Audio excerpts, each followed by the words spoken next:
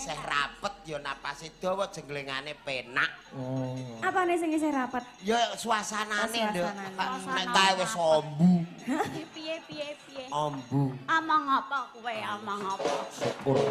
Nek opo Bareng karo Mbak ana ini nom-noman dek ngomong aku ombu apane? Aku tapi seneng sing ombu. Oh, lho. Iso kena nggo turon. Lambe-lambe lamis. Ora aku sayang kowe lho.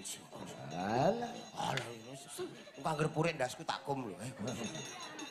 Ayo ayo.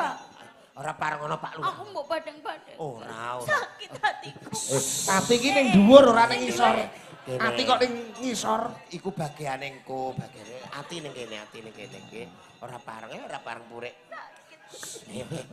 Pak Lurah, isono Pak Lurah isin. Niki dikatoki, Pak.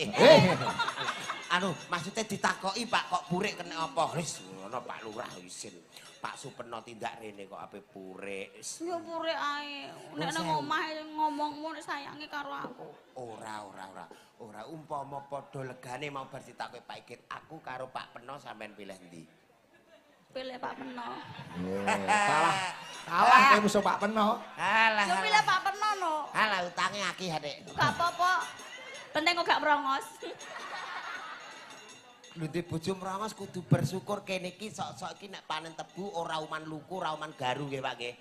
Lho kene ndek bojo mrongos umpama kaya aku kenek Mbak nggo. Nggo apa? Lah mengkurep karo mangap digeret dadi larian wis. Karek ngekeki dangkel tebu siji.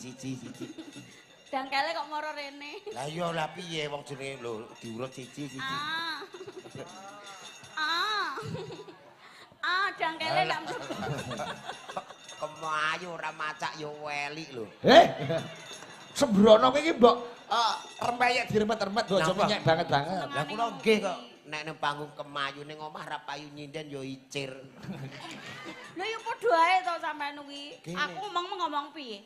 Lah ngomongmu piye? Aku nek macak ayu, tapi nek gak macak elek. Lah sampean? Kene aku. Nek macak Elek. ora macak. Ya elek. Oh iki lho, seksine tambah elek jare. Ya lah. Wong sing didol elek iki ya. Eleke aku ganteng kaya Pak Peno. Wah aku mesti milih dadi TNI. Tak bedil dor. Biyen. Bapak monggo jenengan nuwun sak berkahipun sak pupuh kersane dijenglengeni. Ayo. Aku mbok kan jengleng. Maksudnya jenglengane iki lho, Oh Pak. iya. Kembang wae monggo. Kembang wae. Aduh. Bapak. Jos. Iya. Mekene dadi langsung derek wayangan terus Pak. Ora dadi lurah mumet. Kok iso dadi lurahmu? Ngatur sangang peduku.